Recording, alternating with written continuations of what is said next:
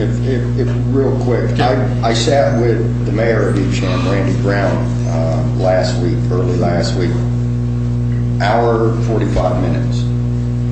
When Evesham was having their financial difficulties, they were in the same spot. They had a huge deficit, but they raised their taxes substantially before we got to the point where we had a 2% cap we had to meet. I mean, quite frankly, it would be simple if we didn't have that 2% cap. We could simply say, we're going to raise your taxes 20%, 15%, whatever the number turns out to be. That's what Evesham did. That's how Evesham got past that. You know, that 2% cap is a reality. That's where we're at. MYAA, there's no written agreements, but I know they have contributed. I believe they pay the lighting. We don't pay that lighting. Kathy, is that accurate? Correct. Yeah, MYAA actually pays for the lighting of facilities, the township does.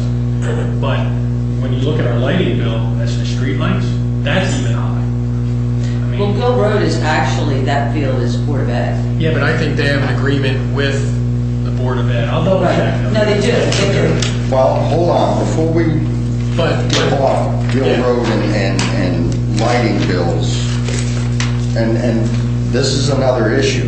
Who owns what field? Through the course of time, I think there's a misnomer there that, hey, we own the field. The township owns these parks, okay? And while MYAA is a fantastic organization, and again, I'm not here to beat up MYAA, they don't own anything. I believe they own the building out there at the ball fields. But that's all MYAA owns, okay? And Gill Road doesn't, you say Gill Road, we're talking about which ball field? Behind Behind where the old Okay. bus garage was. And again, that's all an extension of Freedom Park. Yes, there are ball fields over there that the township owns, if you could call them ball fields, Yeah, maybe so. or that the school board owns. Right. Again, like I said, the MYA, I don't know what arrangements they have with the Board of Ed for those fields. Okay, and these are things that we're going to have to work out. If we eliminate the recreation department in the township, how is all that going to get done? How is all that going to be controlled? By contractual agreements between the township and MYAA is the only way we're going to be able to do that. And lastly, Those are things we're still working at. again, looking at things the town has done historically, let me give you a sense. If you looked at Evesham or you looked at some other municipalities, a lot of municipalities don't collect commercial trash. We do. When you look at our ordinance on commercial trash, it says that a commercial business can have one 300-gallon container or up to a second one or 390s. We have businesses with 7, 5, 6, 7. There was no control in place. There was an application process. There's no records in the township. So somehow they came in, requested it, the town gave it to them. So we're collecting above what if we're going to collect it, you gotta follow your controls. A lot of towns, for example, brush, and I've said this to people, they have controls on the amount of brush you can put out, the size of the brush. Medford had no control, so you could put a tree trunk out that's this giant. Most towns don't collect that. It's a 6-inch diameter, 4x4 piles, maybe 2 piles. To get, that's what within to keep those efficiencies going.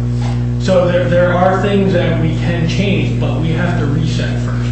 The town lost the opportunity over the last 6 years, in my opinion, to make efficiency changes. And council's heard me, and the public I've spoken to has heard me. Even if they kept the tax rate low, they should have started to moderate down the expense side and try to put controls in place to control the actual expenses of some of the things we do. We put banners up. I call it absorption. We absorb a lot of things that aren't necessarily our responsibility and things like that. Or, as the state calls terminology, the out process. When we get hired a police officer, or we hired a fireman. Most of those grants have a shelf life, and then the town gets the cost of that officer or that fireman. You have to have a plan for what's going to happen when that grant expires. If we hire, I don't know if we hire police through that, but some towns do. So every time we do something, we should have a fiscal impact of what's going to happen down the road, and things of that nature. So, but I've also been throwing out, again, it's a philosophical thing, and in my opinion, Medford's kind of at that point where I've even talking to colleagues throughout the state and throughout the country, is it government's role to compete with the private market? You might not like what that's saying, but at what point is government should be competing? When did it become our responsibility to collect Christmas trees? When did it become our responsibility to line ball fields? As we picked up these responsibilities, if you're going to pay for those responsibilities, then you have to pay for them. We have kept, your revenue is $9.3 million. That's what 11 cents gets the township right now, on a budget of $22 to $21 million. And so that's somewhere we have to reset it, whether council and the community decides to have a referendum and reset that. Even if you reset that, even if council says, and the community votes to, yes, bring back services, that's not going to stop me from evaluating those services. So even if the community said, bring the levy up and we want trash, doesn't mean a Medford trash truck is going to pick up your trash. If I believe for long-term stability and not getting out of skew again, it may be in the best interest of the community to recommend to the council to outsource it to a private hauler to get that sustainable level, or work with our bargaining units to figure out contracts that are more sustainable. Not to say the contract should go down, but it can't go this way. It's got to go that way, slow and over time. That's what we're trying to, at least from my perspective, that's what I think we're going to do. So, but again, we're still looking, we're still talking. Council obviously hasn't made any final decision on it, and that's kind of what today was, I guess, envisioned to be that starting point on a lot of this. Well, and one of those starting points is local finance notice for cap levy cap referendum. We have to, if we're going to consider it at all, we have to pass this resolution, and essentially it's simply saying that we may go to referendum and mail-in ballots are going to be available. Did the same thing last year. Again, this doesn't bind the township to go to referendum. It simply makes necessary notification that the possibility exists and that mail-in ballots will be available. So I need to, unless there's questions, we need a motion to pass this resolution. I think we need to do this. I'll make a motion to pass the resolution authorizing notice of the availability or the possibility of the referendum. Well, it's authorization notice availability of mail-in ballots, Resolution 42, 2012. I have a motion. Second. I have a second. All those in favor? Aye. Aye. Real quickly, Mayor, one other thing. Mr. Cheka asked me to do an exercise to kind of give him a different perspective of the budget format. While I'm still trying to work on that, it had to do with the mandates issue of what we're legally obligated to do. And one of the things I just wanted people to understand is, although it's only maybe 6-7 sheets, there's a list of items here. One of my colleagues in North Jersey went through in her particular account of all the regulations and laws that we have to comply with, and there's a dollar value to it. I've asked our department heads to go through the same exercise as it relates to Medford. The one I do have, for even if we went to volunteer fire, there are things that we are still obligated to do, whether we have paid or volunteer, and there are costs associated with that. It's quite an expensive list. I just want people to understand that, that again, the town is mandated once it has gone down a certain path with certain services. And once you have those services in place, you're required to do some of this. The state, and there's a concept of state pay, state mandate, state pay. The state doesn't cover many of these expenses that they've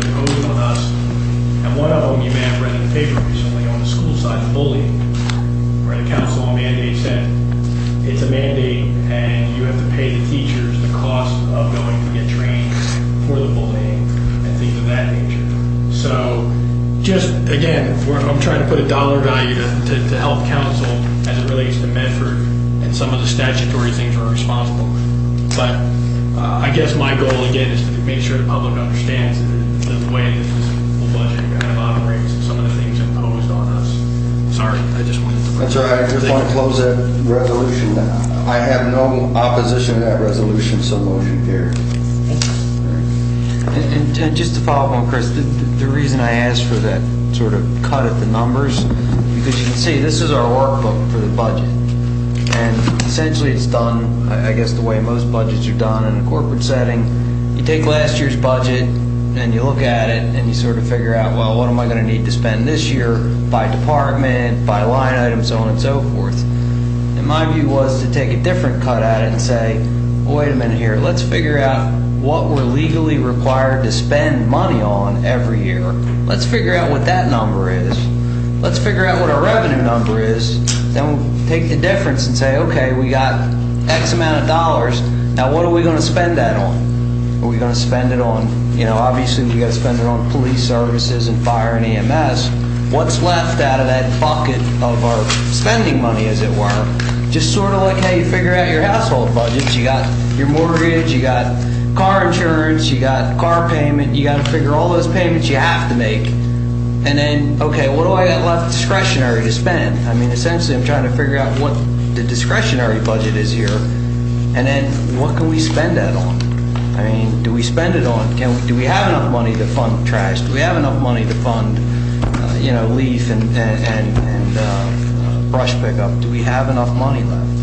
I mean, I think we're finding that we don't have any money left, but I just want to take a different cut at it to sort of see, to get a better understanding, because looking at it department by department, line item, this department needs X amount of dollars for supplies, that doesn't really tell me a lot. I need to know what we have to spend every year legally. What are we legally required to spend, and then what do we got left?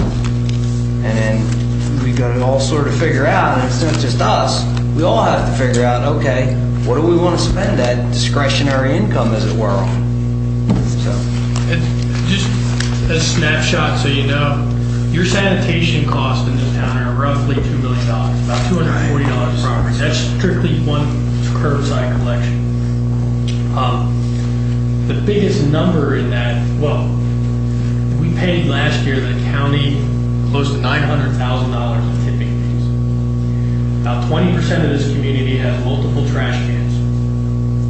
So, as taxpayers, that weight contributes to a budgetary number that we have, in some respects, we could control if everybody only had one can, but we allow people to buy additional cans if they want to pay for it.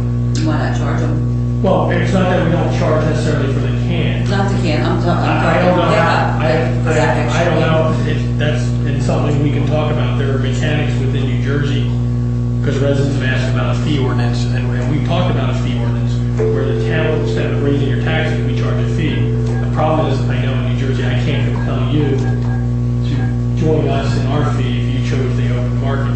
So if I can't count on all that revenue coming in, and I'm trying to use that revenue to balance the budget, I have a risk there, I have a liability that if I don't bring that revenue in, I have a hole to fill. But again, these are things we've looked at, we've talked about, we're trying to figure out.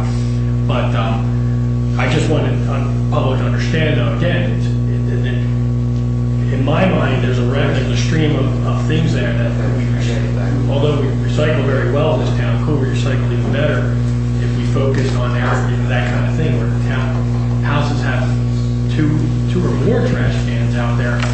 So you may have one can every week, they may have four, so you're subsidizing your neighbor's trash in the tipping fee sense, not necessarily the pickup, but the tipping fee sense. And you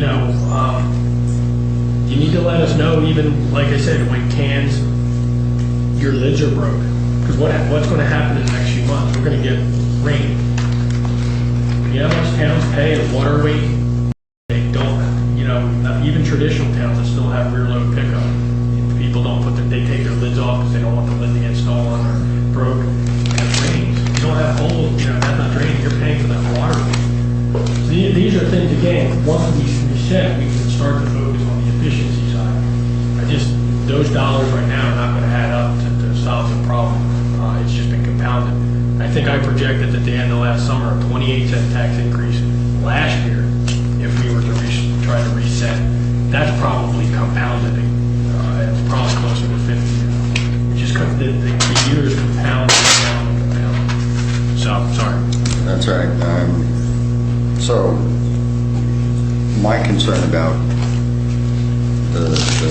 where we were at and where we were going was we didn't have the revenue streams.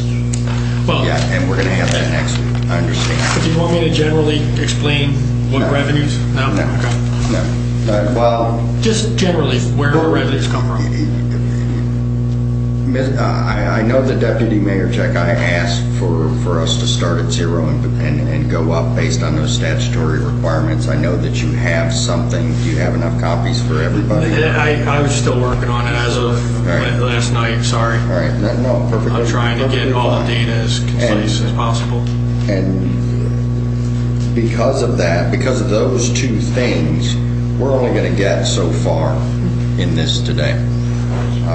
And I've, obviously all of us have beaten this book, or beaten our heads on this book for a week and a half now. Where we sit right now is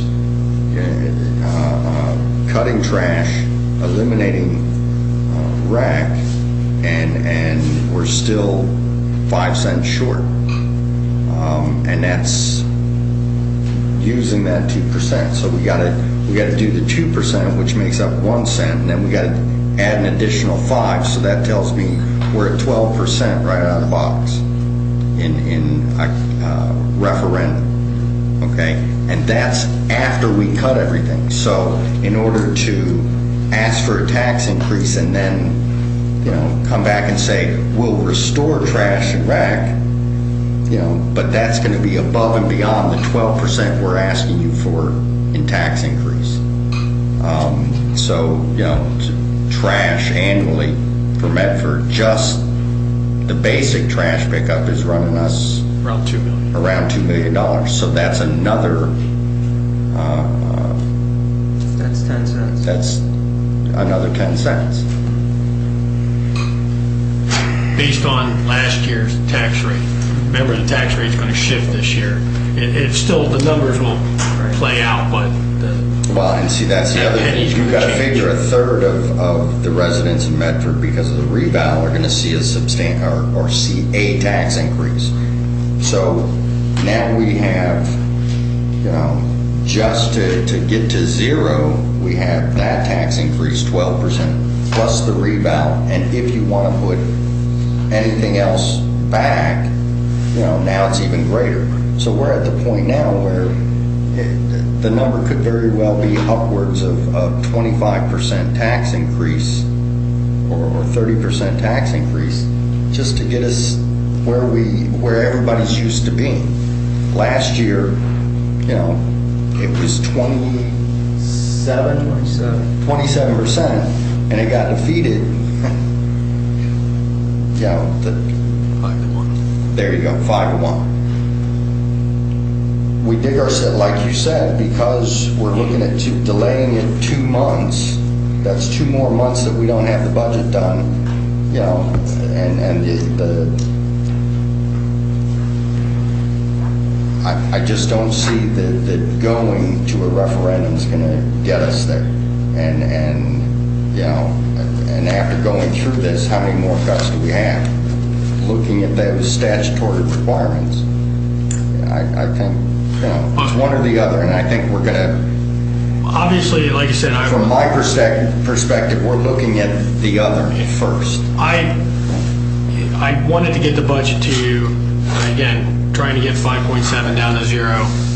We're still doing some things. We are going to have an auction of some of our surplus vehicles that absolutely don't need, to try to bring in some additional revenue. Again, these are small one-time things, but if it closes that gap, because I talked to some of you and I agree, we don't want to go to a referendum to ask for money to still cut all the services we're cutting. I get that.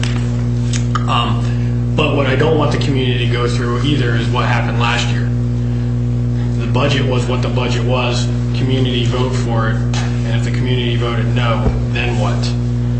If I want to help council get to having a balanced budget before, I want then what before we go and to if we go to referendum, the community knows at that point, if it fails, we have a balanced budget, we're done. This is the way it is.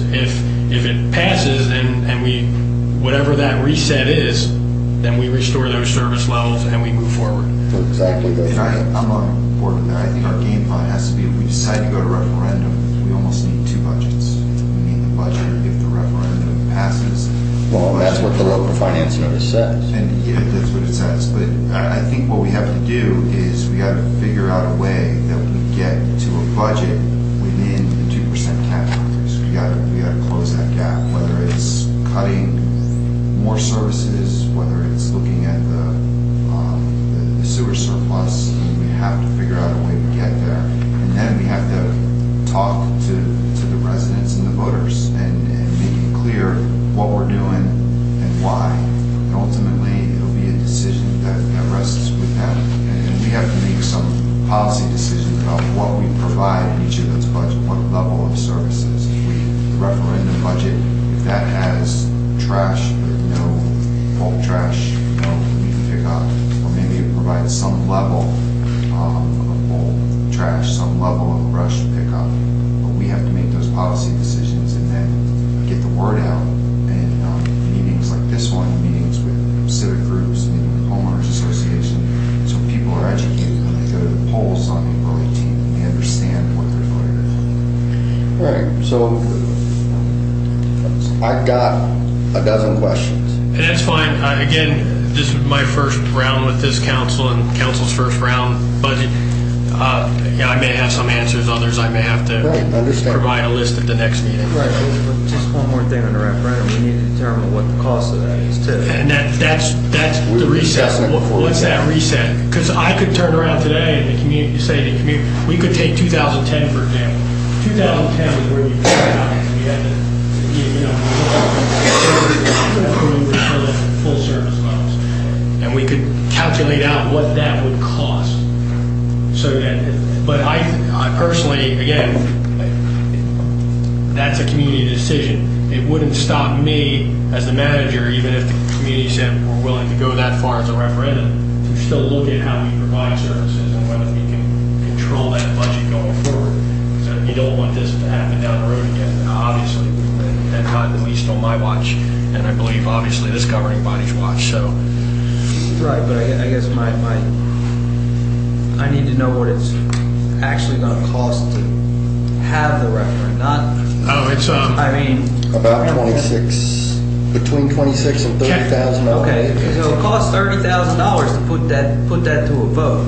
So, again, I mean, we have to see one budget versus the other and what the likelihood of success, because if we go forward to referendum and spend $30,000 on an election and it gets turned down, well, now I got $30,000 I got to make up because I just spent it on a referendum that was unsuccessful. So it's a difficult process here deciding which way to go. Do we put on a vote? It costs money to do that. Everything costs money. So we have to be careful. And $30,000 is not, if it was a couple of $1,000s, it would be one thing. But $30,000 is a chunk of money to spend on something that's potentially could be very unsuccessful given the history from last year. So we need to be dance very carefully around that, and that's a tough decision. It's absolutely a tough decision, but public input is important. Right. If we don't go with a referendum, we have to somehow get a feeling from the residents and voters as to what is important. The people who come here, they express their opinions, but we need a wider spectrum of people. And we're all doing it. We're talking to people, we're attending meetings, but we have to gauge that support. And I agree with money, but unfortunately that's the framework we've been given to work in. And these are policy decisions that require the input of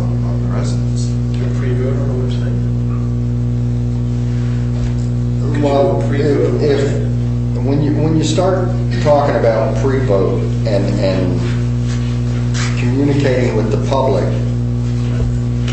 just getting them to understand, because it has been my experience that big mouths get things done.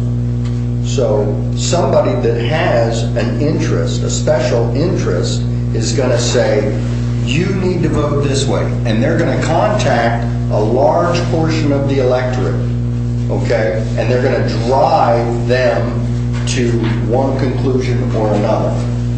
I think pre-voting is not necessarily a bad thing, but part of the problem Medford Township has right now is special interests put us in a position where one of the most affluent communities in the state is broke.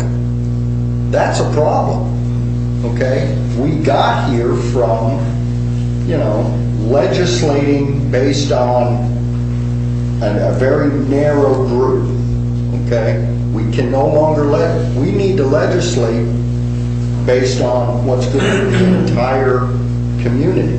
So is it in the community's best interest to send it to referendum, have it defeated? What's that $30,000 take away from the budget we're left with? I'm convinced that if the majority of people in the township, or everybody in the township, understood implicitly exactly where we stand, that a referendum would be passed. But quite frankly, I'm a taxpayer. Do I want to see my taxes go up? I haven't seen my reassessment. I don't know what my home value increased and what my fair share of the new tax rate is going to be. So right out of the box, as a taxpayer, not as a member of the governing body, but as a taxpayer, I'm a no. But a referendum is going to be about more than just a tax increase. It's going to be about services versus tax increase. Because, it's got to be. Because in order for us to get to a budget within the cap, we're going to eliminate substantial services, public works being number one. And it's going to be a decision, at least that I look at it, a referendum is going to be a vote on, do you want your taxes to go up and receive the services, or do you want your taxes to go up just a little bit and you provide the services yourself privately. And I think that we have to be able to gauge public opinion on that issue. And I don't know any other way to do it besides a referendum. If there's another way that will cost us less money, then let's do it. But I think we need to get that public opinion so we have an understanding as a governing body as to what direction the community wants to go. Well, and I think part of that public opinion was given in last November's election. Clearly the public said, we've had it. We can no longer do this. I sit in this room, several times a month, and one of the times I'm sitting here is with the planning board. Here I have a group of people that serves at the direction of the governing body that are telling me Medford's closed to business. I need to open Medford to business. Okay? And unfortunately, again, back to a very small group of people driving the bus. They're ingrained. We know how to get the word out. We know how to whip up public opinion about something, but we're only interested in serving this much of the public. I'm not going to attack any individual group. All those individual groups need to come together. There's a summit at the end of the month. Business, civic, and government's going to be sitting in the same room. How often does that happen? Rarely does it happen. And until we open those lines of communication, everybody sits in the same room and says, well, I don't like you. You get more than I do. And everybody gets in the same room and they're told these are the realities. I think that word goes out, and then the public is better educated, and then we can start getting engaged. if I take 10 minutes to talk with a resident that is telling me, you can't get rid of trash, they're gonna throw it in the street. No, that's ridiculous. From where I sit, that's ridiculous. Medford residents are gonna throw their trash in the street because we're not picking it up? Mill Street probably. Okay, well, it says a lot more about them than it does the governing body. So if I take 10 minutes to talk to them, I walk away and they're going, man, don't pick up my trash. Please don't pick up my trash. Because if you do, my taxes are gonna go up so high, I can no longer live here. A large portion of people in Medford right now, as affluent as this community is, are right there. They have a break point for taxes. 26-30% increase in taxes are gonna put them over the edge. So again, I just don't think it's gonna pass. I've had conversations on both sides. I've talked to, and within an hour of each other, I'll talk to one person walking down the street who says to me, go ahead, raise my taxes, I need that trash collection. And then I'll talk to somebody else who'll say, you know what, I can pay less by finding somebody else, or I don't put my leaves out, so I don't want to pay for that. So I'm not getting that there is a clear consensus one way or the other. And I think if we as a governing body are going to make those policy decisions, I'd like to have some gauge of public. I just want to be clear, because I think the Courier Post did a disservice in my interview with how trash would work if the town doesn't provide it. There are vendors in this state that provide open market trash service. Neighboring Chemung is a town that the town does not provide trash service. Those residents hire a private hauler, and those residents choose at what level of service they get it from that private hauler. There's a base fee for once a week pickup, but if you have bulk or you have this, they have a structure in place to accommodate that. Well, I've been talking to haulers who are, just in case that's the way we go, and we've talked about mechanisms to get the public information, have an open house, whatever. The comment about going to the landfill, that was out of a bulk trash discussion in which, as you know, we opened the yard for Christmas trees, and a couple of residents tried to bring bulk trash in. And they were referred to the landfill. You as county residents have every right today to go to the county landfill and take your trash. But it was when we had that interview, it was more in the bulk sense trash. The way the article implied is that we were saying, if we don't collect your trash, you're going to be driving all the way up to Florence every day. I don't envision that. I envision the community doing similar to Chemung and there are other towns in this state. I worked in one that didn't provide local trash. It wasn't part of the services, and that was in Miles County, Homedale. And even the farther north you go, there are towns that are not providing certain services, bulk, for example, things like that. They have other ways of doing it. But I just want people to understand, wouldn't be our intention to leave you hanging on what to do. We're talking to vendors, we put a vendor list out, we work with you, like I said, so I just wanted that to be clear. You won't have to throw it in the street. Right. It doesn't matter whether you're paying the township or a vendor, you gotta pay to pick your trash up. That's the bottom I line. have to defer to the mayor on commenting that.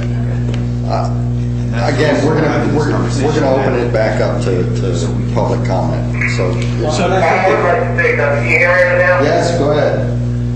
For one question I have, given the fact that the state, changed the rules on us with regards to the referendum or the school board budget vote, to where now the only item that will be on an April vote would be our tax referendum.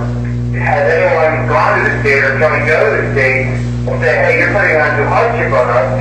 To me, it seems ridiculous that we wouldn't be able to put that on the November ballot, given the fact that they allow everyone else to vote their vote. And I'd like to, go to the state and say, you have now put us in a position where we can't ask the voters at the time of the regular election, where the most voters we voted, whether or not we can raise taxes. The same issues that the state promoted as a good thing for moving the school board vote, I think that if they really believe that, if that's a genuine belief, that ought to apply to a budget referendum as well. I'd like to go to the state and say, hey, this is an undue burden on us, they have to do an election just for this. And I know that they may have, there's policy in place right now because that referendum still has to take place on that date, but I think we need to go to them and ask them for relief on that. And I don't know if he'll be able to hear me, but are you suggesting that we move the referendum to November, or that we ask the state to pay the cost of it? No, I think he's asking that we No, ask them to I'm move saying it. move the referendum to November. I don't Not know, since- they put it under hardship on towns now that may need that relief from the cap to say, okay, here's a town that's financially strapped, that's why it needs to go to referendum, and now you're requiring them to fund that vote. Why not have it on the, there's really, I see no rational reason why that bill can't be held to referendum. Why would we be opening up the budget from November? Chris. I mean, to me, it's just not in the interest of the voters and the taxpayers to have, to specify must be an I hear you. So I'd Hold on. like to see if we could do that. Hold on. I understand the question. I know the finance notice didn't address it, and Kathy and I were talking this morning about at least inquiring as to potential relief. But the state doesn't want towns to go to referendum. They're trying to discourage that. So I don't know that they would provide relief, although they've given us that option. Every action they're taking at a policy level is to discourage municipalities. There were, how many did they say? There were only a handful, 14 last year, that went to referendum, and only 2 passed. So they really are. Actually, there were 5. There were 14 municipalities looking at transitional aid. 11 remained in the program. 5 No, municipalities. I'm talking about how many went to referendum. Yeah, that number was 5 statewide. Okay, and 2 passed. 2 passed. Yeah, I thought it was a little higher. But There were 14 that considered it. Maybe it was. But out of 566 municipalities, a very small percentage went to referendum. And 5 in Burlington. so, again, that's up to council to push those buttons with the legislature. But I don't. That's what my perception is that the state, they want to discourage that. They're clearly trying to discourage it, because if the referendum fails, there's no exception to the cap for the costs. I mean, if they were gonna give us some relief, it would be, if the referendum fails, at least give us an exception, because then if it fails, we've got to go back and cut something else to cover the cost of the referendum. If we're gonna have a referendum for a legitimate policy question like we would here, it seems like it would make sense to at least give us an exception to the cap for that. Okay, so any other comments about referendum? Well, I just think the key to the whole thing is to educate the public. And how we do that, we have to figure out a way that it's not, I used to do the Medford Messenger, but that's a cost. We have to try to figure out ways to get this information out. Maybe the website is a good way to do it. But like the gentleman said earlier, last year, the referendum was put up, and the information that was put out was just horrendous. And as recently as 2 weeks ago, I had somebody tell me their taxes were going to go up $2,500 last year, which was not the case. Now, it may still have lost 5-1, but at least that person would have been educated and really had known that his taxes were maybe going up $250 last year. So we don't need the special interests educating the residents. We need to get the facts out to the residents, and so that they can make an educated decision with really what's the repercussions of privatizing trash. You're right, it's not going to lay out in the streets, and sometimes the more you look into it, there's people that when you give them the facts, I've had this over the last couple of weeks, they've actually changed their mind, like you said, and they say, I don't want you picking up my trash anymore. It's going to be cheaper. I'm going to have the options of, I don't put out brush, I don't put out leaves, so you're just going to pick up my trash? All right, I'm going to pay less for that. We really just need to get the facts out there. That's our biggest hurdle here, really, is making sure the public's educated. I can't agree more. I mean, I want to hold a couple of sessions like they did last year. I want to hold them in a bigger venue. I want to go to Shawnee High School and have them there. The problem is, are people going to show up? That's the problem. We're going to get educated. That's the problem. It's place should be full. Well, Thank you all for coming. This place should be full. We get the word out, we can put those signs out on the streets and say budget meeting like they did last year. Are people gonna show up? That's the question. I'd be more than happy to spend, a couple hours and have those meetings, however many times we need to have them to get the word out, but that's the question. People gonna get in the car and take 2 hours out of their evening and sit and listen. And we're trying to do that. We have a homeowners association meeting this coming Thursday. The idea, obviously, there are some very sophisticated homeowners associations that all I have to do is put an email to them and 100 other people have that information. So if you're in a homeowners association, make sure your board is aware of it because I'm trying to update the database. It's been posted on the website and we sent out emails to those contacts we had. Those people change and they don't necessarily let the town know who they are. So we're trying to bring that up as a mechanism for council to have a conduit to large chunks of the population through these homeowners associations. And it doesn't have to be a formal one. If you have 100 homes in a subdivision that not have formal homeowners, and somebody wants to come and represent those 100 homes, I said come. Again, we're just trying to figure out how to get information out. Sorry. Perfectly all right. Want to go through your questions, if I can answer them? If Yeah, not, we can do at that. the next meeting, I'd have those questions. Okay. I'd provide an update on all those questions council might have at this point in time. That's what I want to do now. Okay. Just go through the individual questions. No, all right, I'll go first, that's fine. Delinquent taxes, they're up 300,000 in 1 year. Is there, when the amount of delinquent taxes goes up that much, what is it I'm missing here? Was there a specific reason that number changed that much? And right now, Medford, it could be the economic situation. You have foreclosures on properties, different things of that nature. Yes, we can put mechanisms in place to try to collect on some of that sooner than later and things of that nature, but as to why it's happening, I believe it's an indication of what's happening in the economy and the town's financial picture. Okay. So in regards to the amount that we have to hold in reserve as it relates to those delinquent taxes, what are the chances of a one-time authorization from the state to reduce or... Again, having worked with the legislature for 15 years, I don't know that within the time frame we need to make that type of... because this is a big number. Oh, it is. And if we're going to get there, we need to look at big numbers. Right. I can certainly go line item by line item, but we need to look at the big numbers. Yeah, again, and Mr. Norman's not here. It's not typical that the attorney be at a budget meeting, but one of the questions would be, what if we carved out we only budget the 11 cents that we're required to collect on the reserve? What is our risk?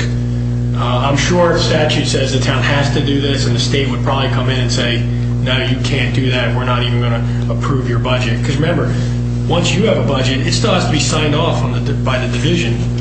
So that would be my guess, is they would not allow you to do that because the law says we have to make the school board whole, and we have to provide the county their fair share of the tax, and we that as the collection agency. So. What about, how are those delinquent taxes collected, or what's the enforcement procedure? There's tax sales. But in terms of, do we have anybody contacting these people requesting to pay, or is there any kind of outside collection agency that we could hire? I'm not aware that we can use an outside. The state, on the court side, just allowed towns to hire an outside agency to go after court revenues that are outstanding. I'm not aware on the tax side, something we'll look at and have an answer for you. Well, there are sheriff sales every day, and believe me, the last thing I want to do is go after somebody's home, but in the grand scheme of things, if the delinquent taxes are that high, how much of it is delinquent taxes that are greater than 3 years old. There's got to be a break point. We can't continue to simply allow people not to pay their taxes. We do tax sales every year, so I don't know that you would see somebody who is 3 years delinquent. The All right, so town the has- number we're looking at is... It's each year you have to project. Remember, a municipal budget in New Jersey stands on its own each year. You close out your books from the year before. Again, it may not be the best budgeting method, but that's the one we have to work with right now. And again, that was my assumption. Well, how's this number so high in 1 year? All right.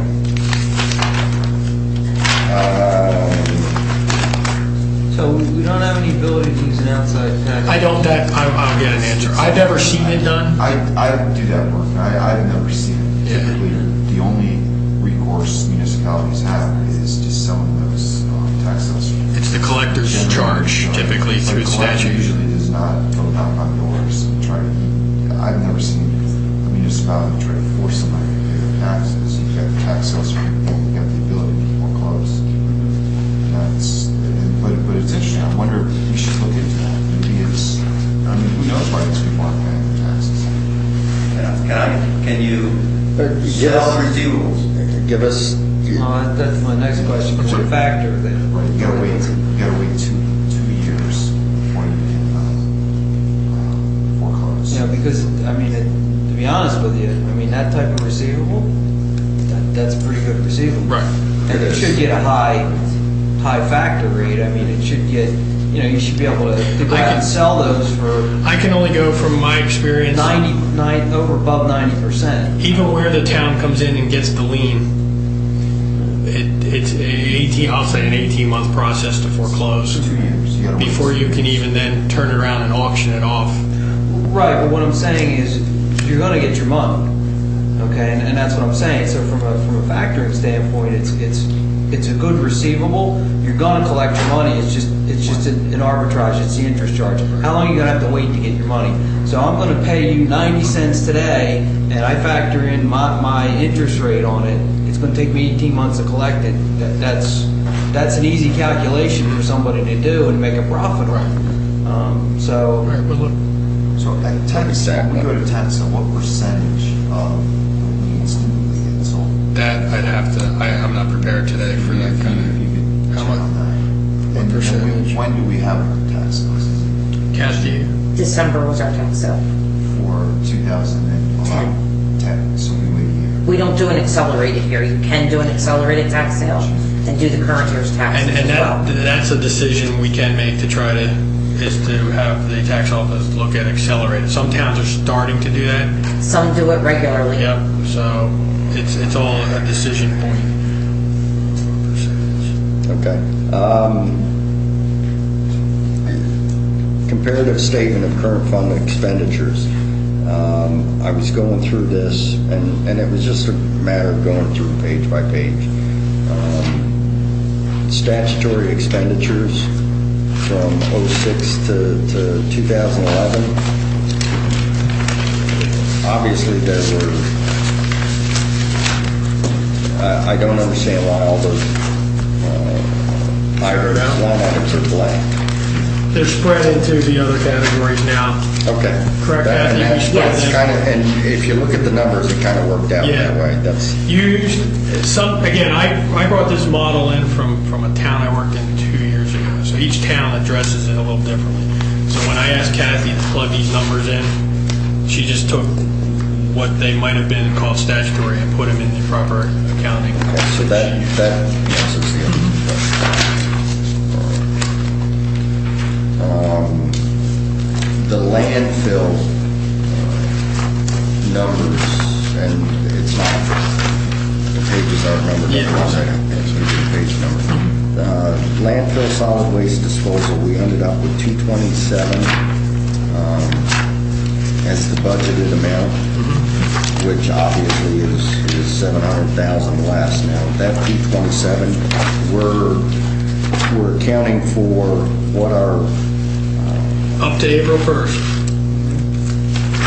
That's, everything in that budget was adjusted based on the April 1st cut off of certain services. If the town's no longer going to provide that service, we no longer have a Right.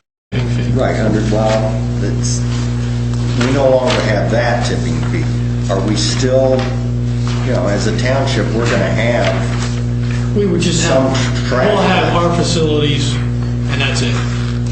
It's going to be a relatively small number. Those numbers aren't exact, obviously, they're again, when you look at expenses, it's a projection even on the planning side. okay. The other question I had, if you look at the account numbers in the left-hand column, obviously, each department is using office materials and supplies. And having gone through governmental budgeting processes before, if you break it out by department, the department heads that are looking at it have a good idea and an understanding of what they're looking at. But for me, if I could see a number that shows, total dollar amount for office supplies, trying to take a swipe at it by department, we could be here for days. But taking a swipe at it by township, it becomes a little bit easier. Now, I did this several different ways. I wrote notes. I'm not, even when I add it all up by account number and say, okay, I want to take a percentage off of that, I'm not getting to the numbers that we need to get to.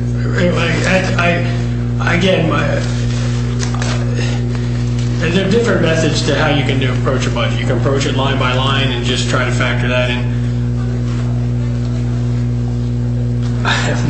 In Medford right now, like I said, the bucket is that hole is so large. And even when I got down to the point where I still knew I had a gap, I went back through it. I've asked the department head to go back through it. Chief of police, for example, just sent us an email, Right, so cut here, and here a little more.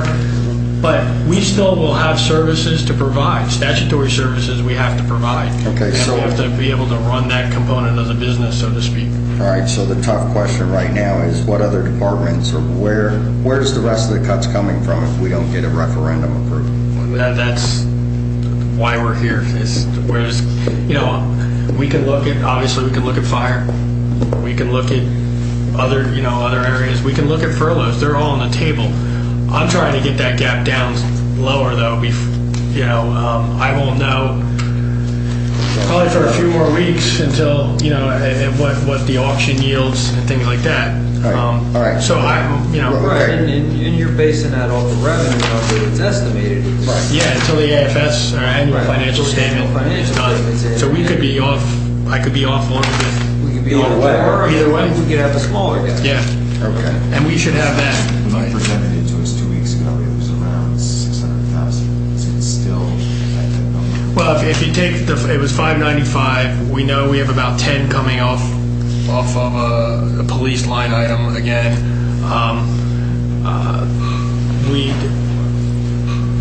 Each week we go by without a snowstorm. I'm just being honest. I shaved the snow budget.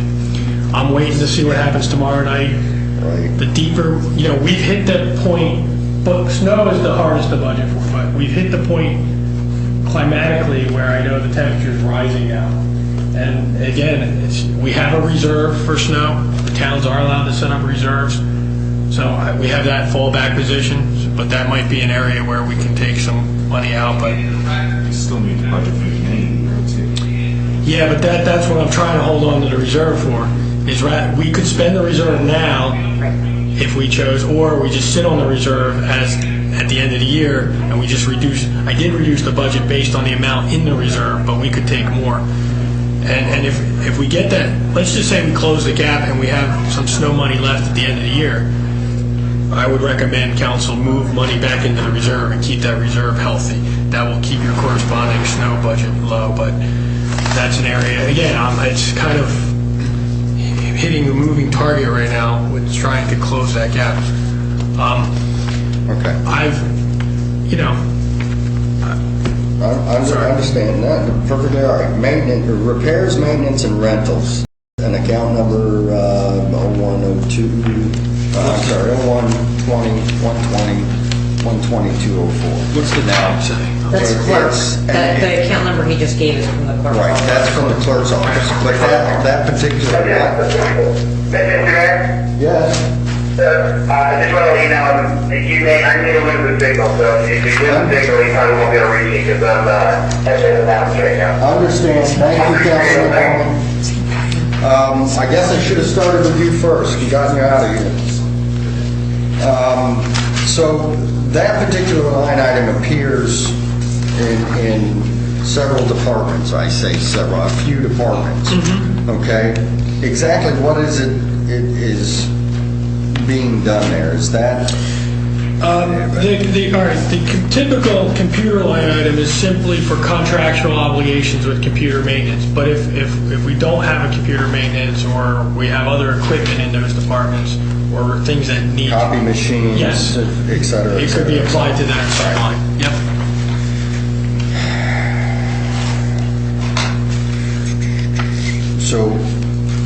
So that number represents a contract we in fact have, or the potential of No. that contract? This budget projects all the known contracts. Okay. In fact, I think you even mentioned you saw the computer line start to spike up a little bit. Yeah. Because last year I was trying to invest Right. into that, and now with some of the software we've invested in, that has a corresponding cost to it. So what do you do, just spread the costs? Each department, we account for, no, some departments have, the tax office, for example, has their system that they have. The construction office has their specific hardware and software that we charge against that specific office. Okay, but I'm saying like this line item for equipment repairs, maintenance, and rentals, can you just spread that cost? You take the contracts that the township has? No, we try to do it by department versus a centralized process.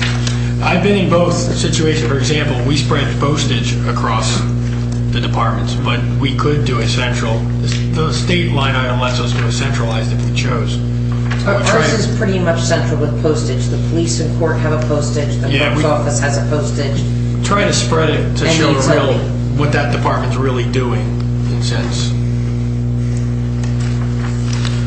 For example, in the clerk codification. Codification is a cost where when you pass ordinances, you then have to codify your book. At this point, I've taken a position, we could zero that out, for example, and just post them online, but our code book won't be updated until we have the money to actually update the code book. You'd have to rely on just the ordinance that you passed and put that in the book as here's the update. So, there are some things, again, I've lowered that down, but over the last few years, I don't think the town's codified any of the ordinances. We're in the process right now, but it was to the tune of $7,000. Yeah, my attitude was, look, the ordinance is what the ordinance is. We're posting stuff online now. The public can get the most current that way. And we make a footnote, ask the company who does the codification to put a footnote. Right. As of these dates, you have to go to the town for the update on certain ordinances, just to try to help get through this process. Okay. Finance Revenue Administration, the shared services agreement was for the new tax collector, correct? Yes, and I might as well, again, I don't want to get into this, there's some issues with that. I don't know how long that shared service is going to sustain, and I'm already looking at an option. I have some concerns within the tax office and how we're operating. Nothing other than operational efficiency. I don't want people to think something's going on there. I'm going to talk to a retired collector who may come in and basically, how are we doing things and can we do them better and more efficiently at a better cost? Medford Lakes has some concerns in it right now with the shared service. Obviously, we have 8,100, give or take, line items versus the number they're doing. And so I'm evaluating that, but just so full disclosure that may be an issue I got to deal with from a budgetary position.